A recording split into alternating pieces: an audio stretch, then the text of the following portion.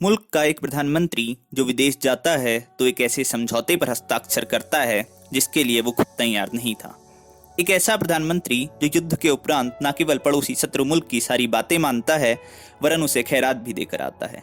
एक ऐसा नेता जिसके वापस आने पर एक दूसरे लापता नेता की सच्चाई सामने आने की संभावना बनती है, पर वह नेता वापस नहीं आता और एक समझौते पर हस्ताक्षर के कुछ ही घंटों बाद मृत्यु को प्राप्त होता है।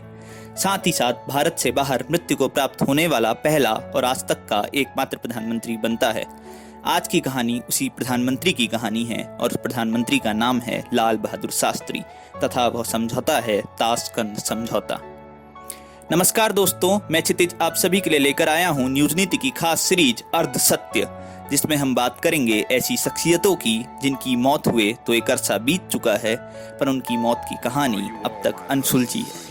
इस कड़ी की शुरुआत हम आज कर रहे हैं आजाद भारत के दूसरे प्रधानमंत्री लाल बहादुर शास्त्री की मृत्यु की कहानी के साथ। ये कहानी पाकिस्तान संचालित ऑपरेशन जिब्राल्टर के साथ शुरू होती है, जिसके तहत पाकिस्तान कश्मीर के 4 ऊंचाई वाले इलाकों गुलमर्ग, पीर पंजाल, उरी और बारामूला पर कब्जा करने की योजना बनाता है ताकि भारत से युद्ध लड़ने में आसानी हो। पर हिंदुस्तान को उसके मंसूबों का इल्म हो जाता है, हिंदुस्तानी फौज कार्यवाही करती है और ऑपरेशन जिब्राल्टर फेल हो जाता है।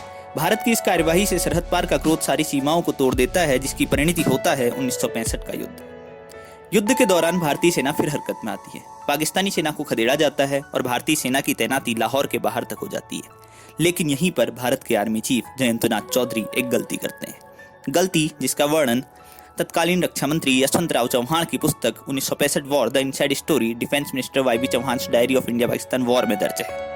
उसमें लिखा गया है कि भारत के आर्मी चीफ डरपोक किस्म के इंसान थे। वे बहुत जल्दी डर जाते थे। चौहान उनको कहते थे कि सीमा पर जाओ, मगर चौधरी सीमा पर जाने से डरते थे। युद्ध के दौरान 20 सितंबर 1965 को प्रधानमंत्री लाल बहादुर शास्त्री ने आर्मी चीफ से पूछा कि अगर जंग कुछ और दिन और चले तो भारत को क्या फायदा होगा। सेना प्रमुख ने कहा कि आर्मी के पास गोला बारूद खत्म हो रहा है, इसलिए अब और जंग लड़ पाना भारत के लिए ठीक नहीं है। उन्होंने प्रधानमंत्री को सलाह दी कि भारत को रूस और अमेरिका की पहल पर संघर्ष विराम का प्रस्ताव मंजूर कर लेना चाहिए और शास्त्री जी ने ऐसा ही किया। लेकिन बाद में मालूम चला कि भारतीय सेना के गोला बारूद का केवल 14 से 20% सामान ही खर्च हुआ था। अगर भारत चाहता तो पाकिस्तान का नामो निशान मिटाने तक लड़ता रहता, लेकिन भारत के सेनाध्यक्ष की गलत जानकारी देने की गलती के कारण ऐसा नहीं हो सका। खैर, जो गलती होनी थी वो हो गई। अब बारी बातचीत की थी और बातचीत की मेज मॉस्को में सजती है। वही मॉस्को जो उस समय भारत का करीबी समझा जाता था और शीत युद्ध के दौरान अमेरिका की पाकिस्तान परस्ती के समय जो सदा भारत को सहायता मुहैया कराता था। और यही कारण भी था कि वार्ता स्थल के रूप में अमेरिका पर रूस को तवज्जो दी गई थी। वक्त बीतता है और 10 जनवरी की तारीख आ जाती है। इस दिन तक शास्त्री जी और पाकिस्तानी राष्ट्रपति अयूब खान के बीच कई दौर की वार्ता हो चुकी थी।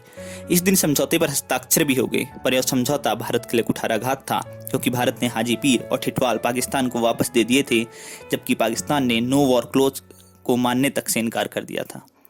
कोई नहीं जानता कि शास्त्री ने ऐसी शर्तें क्यों मानी। शायद वो मुल्क वापस आते तो उनसे पूछा जाता, पर नियति उसे तो कुछ और ही मंजूर था। एक सरकारी दस्तावेज के अनुसार रात 12:30 बजे तक सब कुछ सामान्य था, पर तभी अचानक उनकी तबीयत खराब होने लगी, जिसके बाद वहां मौजूद लोगों ने डॉक्टर को बुलाया। डॉक्टर आर्यनचुग ने पाया कि शास्त्री की सांसें तेज चल रही थी और वो अपने बेड पर छाती को पकड़कर बैठे थे। इसके बाद डॉक्टर ने इंट्रामस्कुलर इंजेक्शन दिया। इंजेक्शन देने के 3 मिनट के बाद शास्त्री का शरीर शांत होने लगा, सांस की रफ्तार धीमी पड़ गई। इसके बाद सोवियत डॉक्टर को बुलाया गया। इससे पहले कि सोवियत डॉक्टर इलाज शुरू करते, रात 1:32 पर शास्त्री जी की मौत हो गई। हालांकि ये मौत एक सामान्य मौत कभी नहीं मानी गई। उस रात हुए घटनाक्रम भी इसी ओर इशारा करते हैं। उस रात शास्त्री के होटल में प्रसिद्ध पत्रकार और भारतीय पत्रकारिता के पितृ पुरुष कुलदीप नैयर मौजूद थे। कुलदीप नैयर बताते हैं कि देर रात उन्होंने अपने घर पर फोन मिलाया। फोन उनकी सबसे बड़ी बेटी ने उठाया था।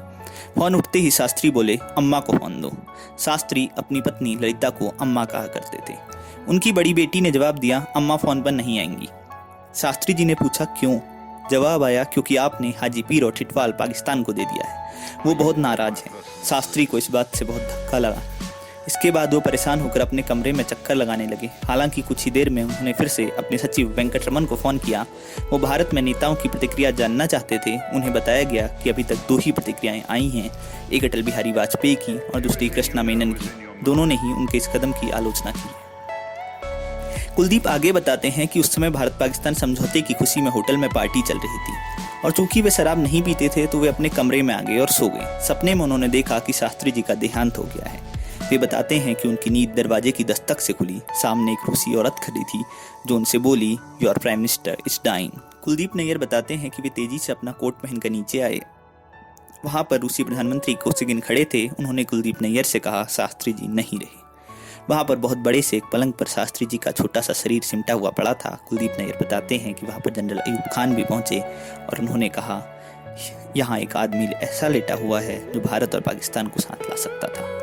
लेकिन अयूब खान का एक कथन पाकिस्तान के सिर्फ एक चरित्र को दिखाता है। कहानी का एक दूसरा पक्ष भी है, जिसका वर्णन अरशद सामी खान की पुस्तक 3 presidents and an aide life, power and politics में किया गया है। उन्होंने लिखा है कि अजीज अहमद को शास्त्री की मौत की खबर मिली। वो खुशी से झूमता हुआ भुट्टो के कमरे में पहुंचा और कहा वो मर गया। भुट्टो ने पूछा, दोनों में से कौन, हमारा वाला या उनका वाला? इस कथन से सवाल उठता है कि क्या अयूब खान और लाल बहादुर शास्त्री में से किसी एक की हत्या निश्चित थी? क्या इस हत्या में भुट्टो का हाथ था? ये शास्त्री की मौत पर एक मत है। एक मत और भी है, इसमें CIA का हाथ था। दरअसल वर्ष 1996 में रॉबर्ट ट्रम्बुल नाम के एक पूर्व CIA अधिकारी ने कहा था कि शास्त्री की मौत के पीछे CIA का ही हाथ था, और एक पूर्व अधिकारी का ऐसा कथन संशय तो उत्पन्न करता ही है। यदि इन सबसे भिन्न सोवियत रूस का कहा माने तो शास्त्री जी को दिल का दौरा पड़ा था। ऐसा हो सकता है कि शास्त्री जी को इस बात की चिंता सता रही हो कि उन्होंने देश के लोगों से किया वादा पूरा नहीं किया। वो जानते थे कि इस समझौते से भारत में सब बहुत नाराज होंगे, भारतीय सेना सबसे ज्यादा मायूस होगी। शायद यही तनाव रहा हो और उनके दिल का दौरा पड़ गया हो। पर रूस के सिद्धांत के बावजूद भी कुछ प्रश्न अनसुलझे ही रह जाते हैं। जैसे कि पहला प्रश्न, शास्त्री जी का शव जब भारत लाया गया तो उनके परिवार ने मृतदेह पर नीले निशान पाए थे, परंतु तब भी भारत एवं रूस में से किसी ने भी शव का पोस्टमार्टम कराने की जहमत नहीं उठाई। दूसरा प्रश्न, उस दिन शास्त्री जी के निजी रसोइये रामनाथ ने खाना नहीं पकाया था, जो कि सभी विदेशी दौरों में मात्र इसी कार्य के लिए उनके साथ रहता था। उसके स्थान पर उस समय रूस में भारत के राजदूत TN कॉल के शेफ जॉन मोहम्मद ने खाना पकाया था। उम्मीद थी कि रामनाथ इस पर कोई स्पष्टीकरण देंगे, पर इससे पहले ही उन्हें एक कार ने धक्का मार दिया और उनकी याददाश्त चली गई। तीसरा सवाल, आमतौर पर बड़े नेता जिस कमरे में रुकते हैं उसमें एक घंटी लगी होती है ताकि जरूरत पड़ने पर किसी को बुलाया जा सके, मगर शास्त्री जी के कमरे में कोई घंटी या बजर नहीं था। सवाल 4, शास्त्री जी जिस डायरी में अपने प्रतिदिन का घटनाक्रम लिखते थे वो गायब थी, जबकि उसके माध्यम से भारत के प्रतिकूल समझौते पर हस्ताक्षर के कारण पता चल सकते थे। सवाल 5, शास्त्री जी द्वारा प्रयुक्त थर्मस गायब था, जिससे उसमें जहर होने की संभावना प्रतीत होती है। सवाल 6, सन 2015 में इसी ताशकंद समझौते की एक तस्वीर सामने आई थी, जिसे देखकर ब्रिटिश फॉरेंसिक एक्सपर्ट नील मिलर ने फॉरेंसिक फेस मैपिंग रिपोर्ट के आधार पर दावा किया था कि तस्वीर में उपस्थित लोगों में से एक शख्स नेताजी सुभाष चंद्र बोस हैं। तो क्या शास्त्री जी ये सूचना देने वाले थे कि नेताजी जिंदा हैं, और क्या यही उनकी मौत का कारण बना? ऐसे ढेरों उदाहरण इतिहास में दर्ज हैं, उदाहरण जिन्हें इत्तेफाक कह के अक्सर नजरअंदाज किया जाता है। हालांकि ये सभी मात्र संभावनाएं ही तो हैं, जिन पर मात्र मत रखा जा सकता है। सच तो तभी सामने आएगा जब आज तक राष्ट्रीय सुरक्षा के लिए खतरा कहकर दबाई गई फाइलें बाहर आएंगी, और बाहर आएगी वर्षों से प्रतीक्षित एक हकीकत जो शायद भारत का इतिहास बदल दे। शुक्रिया।